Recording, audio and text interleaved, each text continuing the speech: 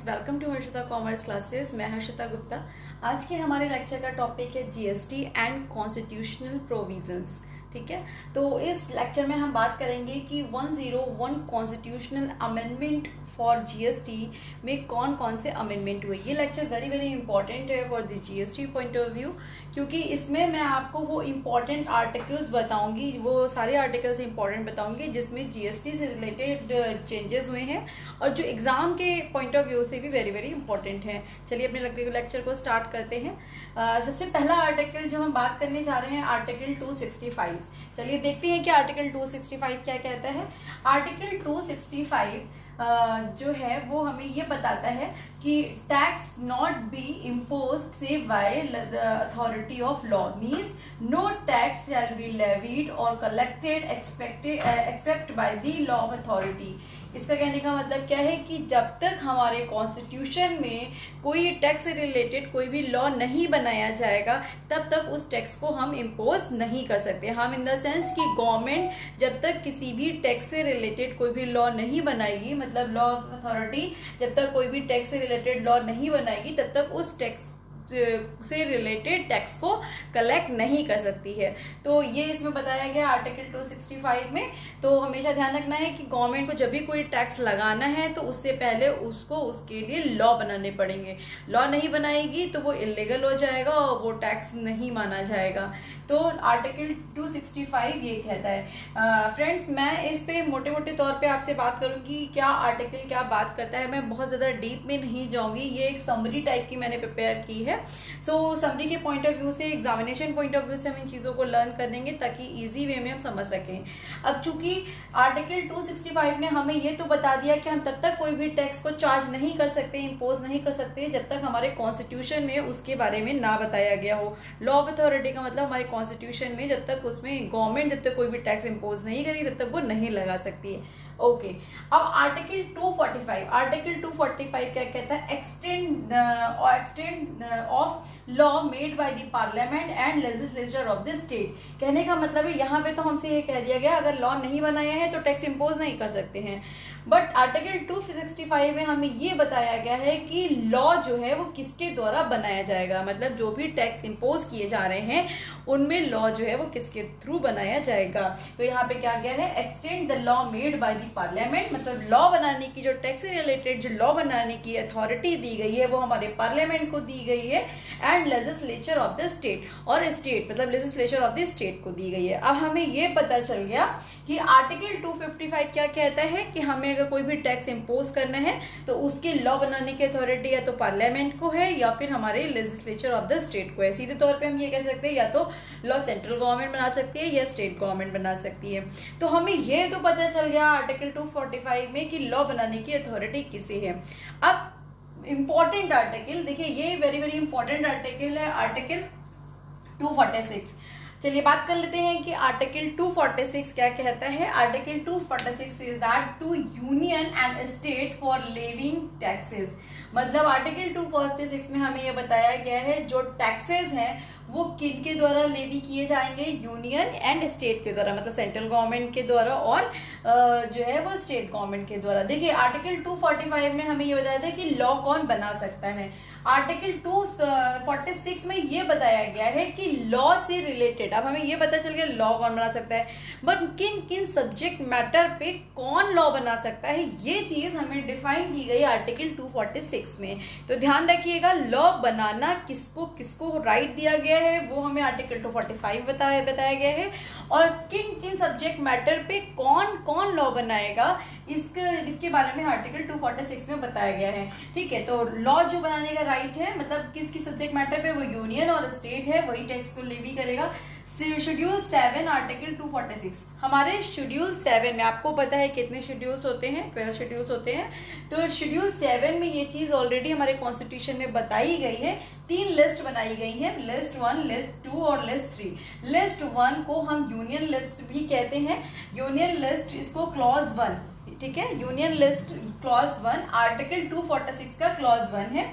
इसमें जितने भी जो सब्जेक्ट मैटर है यहाँ पे बताया जाएगा कि इन सब्जेक्ट, जैसे कि मान लीजिए कि इनकम टैक्स पे लॉ बनाने का जो राइट है वो सेंट्रल गवर्नमेंट को है, तो ये यूनियन लिस्ट में है। अब आपको ये भी बता देते हैं कि यूनियन लिस्ट में 82 से 91 एंट्रीज में सब्जेक्ट मैटर इतने हैं जिसमें ये चीज बताया गया है, मतलब एंट्री 82 से एंट्री 91 तक कि किन किन पर्टिकुलर सब्जेक्ट पे लॉ बनाने का जो राइट है और जो लेवी करने का राइट है, मतलब लगाने का, कर को लगाने का, उनसे रिलेटेड जो लॉ है उनको बनाने का जो राइट है वो सेंट्रल गवर्नमेंट को दिया गया है। List 2 is related to the state list और इसका क्लॉज जो है आर्टिकल 246 क्लॉज 3, यहाँ पे देखिए मैंने शॉर्ट में लिखा है क्लॉज 3, ध्यान रखिएगा क्लॉज 2 जो है हमारी थर्ड लिस्ट है। तो जो लिस्ट 2 है उसमें जो भी लॉ बनेंगे उनको लॉ को बनाने का जो राइट है वो स्टेट गवर्नमेंट का है। तो जो स्टेट गवर्नमेंट के जो भी सब्जेक्ट मैटर्स हैं उसको एंट्री 45 से 63 में डिफाइन किया गया है कि पर्टिकुलर इन मैटर्स पे लॉ बनाने का जो राइट है वो स्टेट गवर्नमेंट का है। फॉर एग्जांपल जैसे कि एग्रीकल्चर से होने वाली इनकम पे जो टैक्स लेवी किया जाएगा उस पे जो लॉ बनाने का जो राइट है या फिर उस पे कर लगाने का या उसको वसूलने का जो अधिकार है वो हमारी स्टेट गवर्नमेंट के पास में है। तो ये सब इस एंट्री 45 से 63 में वो सारे सब्जेक्ट मैटर की लिस्ट है कि किन किन सब्जेक्ट पे, हमारे कॉन्स्टिट्यूशन में ऑलरेडी ये चीज बताई गई किन किन सब्जेक्ट मैटर पे कौन लॉ बना सकता है। फिर बात करते हैं लिस्ट 3 की। List 3 is very very important क्योंकि यहीं से हमारा जीएसटी निकला है। तो लिस्ट 3 जिसको हम कॉन्करेंट लिस्ट भी कहते हैं ये क्लॉज 2 है, मतलब आर्टिकल 246 क्लॉज 2। इसमें क्या होता है, कुछ ऐसे टैक्सेस होते हैं जिनको कलेक्ट करने और जिनको लगाने का जो राइट है central government plus state government. यहाँ पे देखिए मैंने ब्रैकेट में लिखा है सेंट्रल गवर्नमेंट, मतलब यहाँ पे जो भी एंट्रीज, यहाँ पे कोई एंट्री से पहले जीएसटी से पहले कॉन्करेंट लिस्ट में कोई भी एंट्री नहीं थी, बट यहाँ पे बताया गया है कि कौन से टैक्स, मतलब यहाँ पे वो सब्जेक्ट्स होते थे जिनपे central government as well as state government वो दोनों को राइट्स होता था टैक्स को कलेक्ट करने का और टैक्स को लेवी करने का। ठीक है, तो ये चीज था हमारा, इसके बारे में आर्टिकल 246 ये कहता है कि कौन कौन से सब्जेक्ट मैटर पे कौन जो है वो टैक्स को लेवी करेगा और कलेक्ट करेगा, उनसे रिलेटेड जो है वो लॉज बनाएगा। ठीक है, देन यहाँ पे मैंने देखिए ब्रैकेट में इंपॉर्टेंट चीज लिखी है, a subject matter of state even a parliament can make a law. मतलब अगर मान लीजिए कि स्टेट का कोई भी अगर कोई सब्जेक्ट मैटर है तो उस पर पार्लियामेंट भी लॉ बना सकता है, ऐसा नहीं है कि पार्लियामेंट नहीं बना सकता है। ये आप मेरा इसका जो मैंने लेक्चर आई थिंक 3rd में मैंने आपको आर्टिकल 245 बहुत डीप में बताया है। आर्टिकल 245 में भी 2 और इसमें जो है वो इंक्लूड जो है, तो आप वो देख लीजिएगा, उसमें चीज क्लियरली बताई गई है।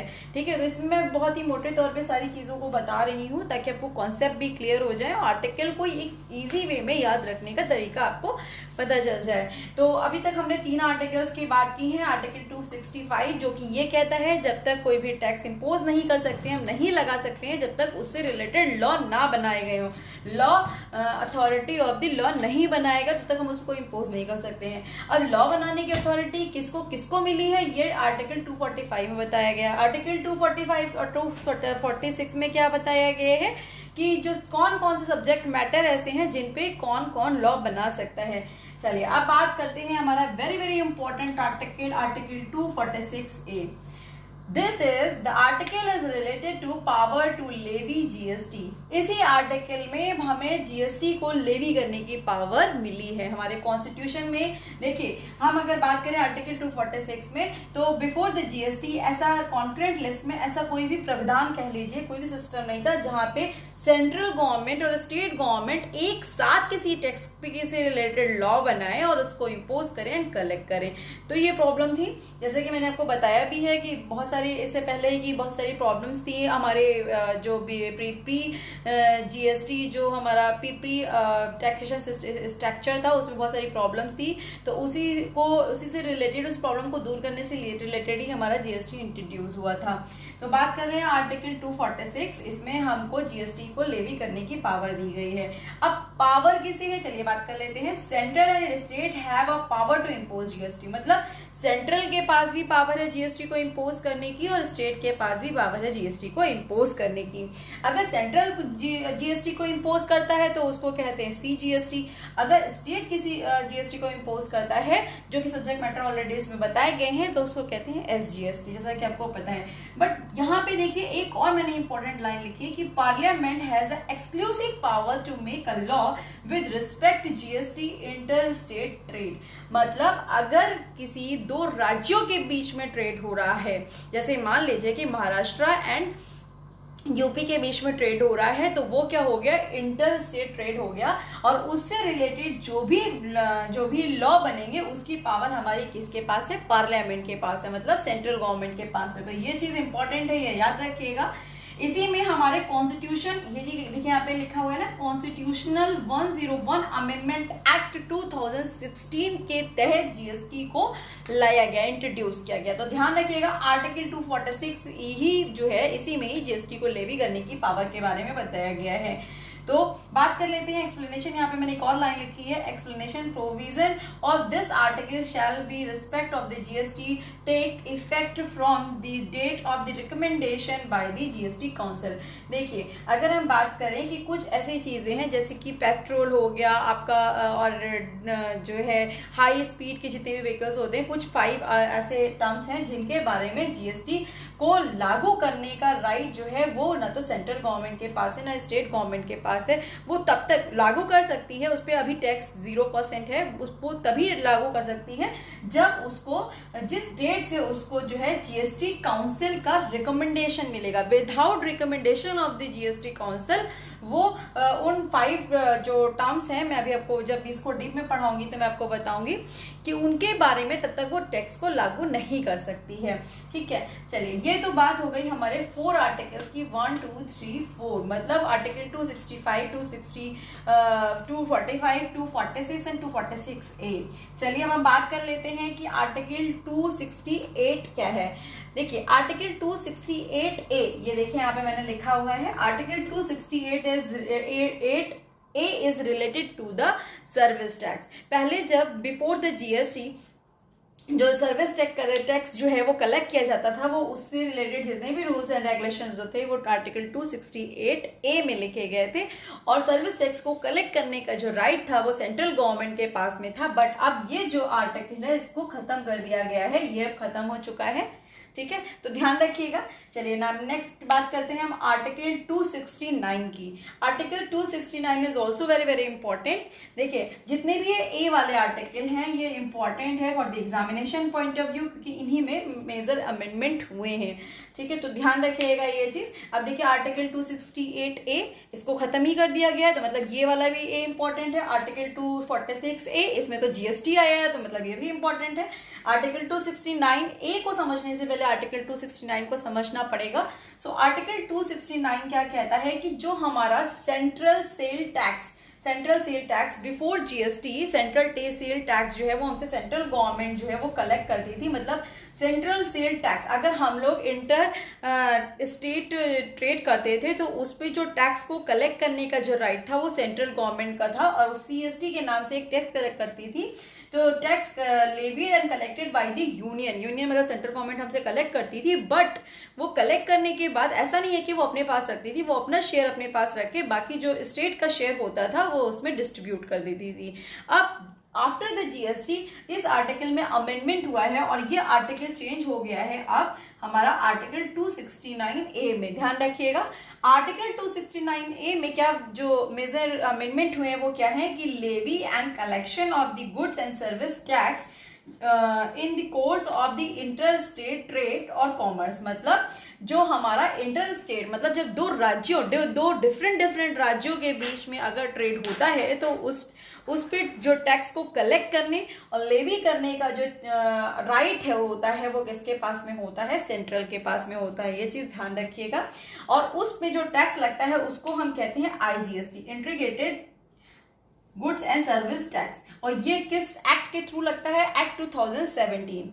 चलिए बात कर लेते हैं तो इसमें ध्यान रखिएगा, मतलब अगर दो राज्यों के बीच में ट्रेड हो रहा है तो उस पर जो टैक्स लगेगा, लेवी करने और कलेक्ट करने का जो राइट है वो किसके पास में, हमारे पास यूनियन के पास में। बट ध्यान रखिएगा इसमें भी ये चीज है, आईजीएसटी लगता है जब हम लोग दो स्टेट के बीच में टैक्स हो रहा है तब भी आईजीएसटी लगेगा।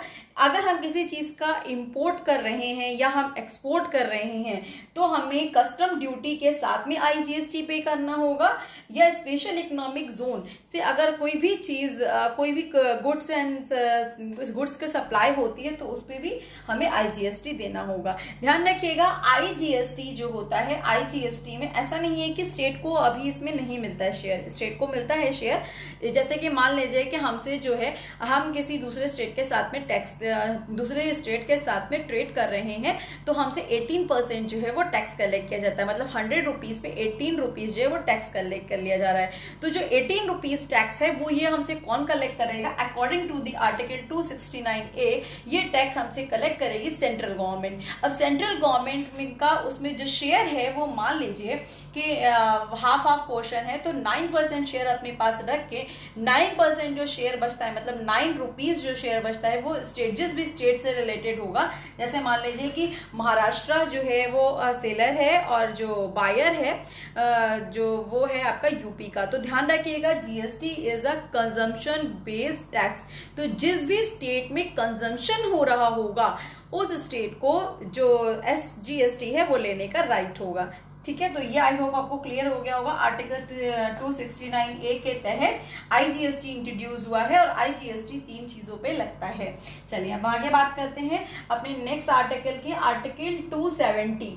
आर्टिकल 270 में क्या है कि taxes levied and distributed between the union and state. Article 270 क्या कहता है कि जितने भी टैक्स को लेवी करने और उनको कलेक्ट करने का, जो भी डिस्ट्रीब्यूट करने का जो राइट है वो स्टेट, सेंट्रल गवर्नमेंट और हमारे स्टेट गवर्नमेंट दोनों के पास में है। बट जीएसटी जो इंट्रोड्यूस हुआ है, जीएसटी में 3 टाइप के जीएसटी है, जैसे कि आपको पता है सीजीएसटी, आईजीएसटी और एसजीएसटी।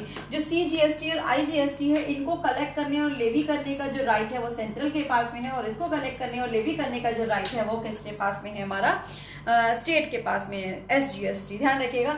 बट ऑल एस्पेक्ट, मतलब कुछ आर्टिकल्स के बारे को छोड़कर, मतलब आर्टिकल 268 को छोड़कर, क्योंकि ये खत्म ही हो गया, आर्टिकल 269 को और आर्टिकल 269A को छोड़कर ये बाकी चीजों पे इम्प्लीमेंट होता है। बात करते हैं अपने नेक्स्ट आर्टिकल की, जो कि है हमारा आर्टिकल 286। चलिए बात कर लेते हैं आर्टिकल 286 क्या कहता है।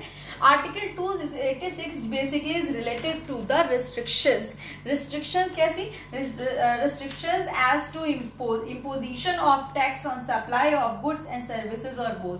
मतलब स्टेट जो है, देखिए यहाँ पे लिखा हुआ है कि no law of state shall be impose, मतलब कि कोई भी जो लॉ है वो इम्पोज नहीं कर सकती है स्टेट। कहने का मतलब क्या है, स्टेट के ऊपर ये रिस्ट्रिक्शंस होती है कि गुड्स एंड सर्विसेज पर वो स्टेट जो एसजीएसटी के अलावा कोई भी टैक्स वो नहीं लगा सकती है। तो आर्टिकल 286 हमसे ये कहता है। मोटे तौर पे मैंने आपसे आर्टिकल 265, 245, 246, 246A, 269, 269A, 270, 268A और 286 के बारे में बात की, जिसमें से ये आर्टिकल, जितने भी ए वाले आर्टिकल हैं ये वेरी वेरी इंपॉर्टेंट है for the examination point of view, आपके याद रखिएगा।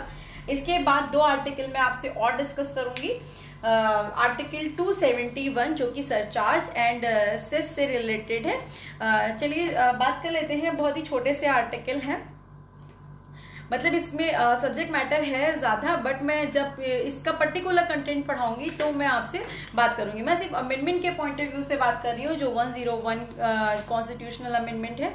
आर्टिकल 271 जो है related to the surcharge and cess. ध्यान रखिएगा, जब सरकार, जो हमारी सेंट्रल गवर्नमेंट होती है, देखिए आपको पता है कि जितने भी टैक्सेस कलेक्ट होते हैं उन पे जो राइट होता है after the post GST, central और स्टेट दोनों को उसमें से टैक्स का पोर्शन मिलता है। सेंट्रल अपना ले लेती है सीजीएसटी और स्टेट अपना ले लेती है एसजीएसटी। ठीक है, तो बात करते हैं, अगर जो सेंट्रल गवर्नमेंट है उसको लगता है ऐसा कि उसको जो रेवेन्यू जो टैक्स से हो रहा है वो कम है और उसको अपने रिवेन्यू इंक्रीज करना है, क्योंकि उसके एक्सपेंडिचर के अकॉर्डिंगली उसको अपना रिवेन्यू और बढ़ाना है, तो वो क्या करेगी, वो सरचार्ज लगा देती है।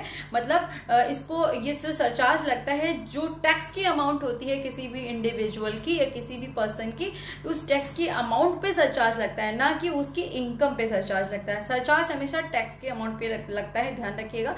बट जब सरकार से जो सरचार्ज होता है वो क्या होता है, अगर मान लीजिए सरकार ये बताना ना चाहे कि वो किस बारे में टैक्स को कलेक्ट करके अपने रिवेन्यू को बढ़ाना चाह रही है, क्योंकि उसको अपने पब्लिक एक्सपेंडिचर की मतलब कि जो है सब वो पूरा करना है, तो वो जो है वो सरचार्ज लगा देगी। बट जब भी सरकार सेस इंपोज करती है, सेस लगाने के लिए सरकार को सब कुछ बताना पड़ता है कि कितने % सेस लगा रही है, उसका क्या रेट है, क्यों लगा रही है, किस चीज से रिलेटेड है। तो इस सेस को लगाने के लिए सरकार को विद पूरा एक्सप्लेनेशन देना पड़ता है।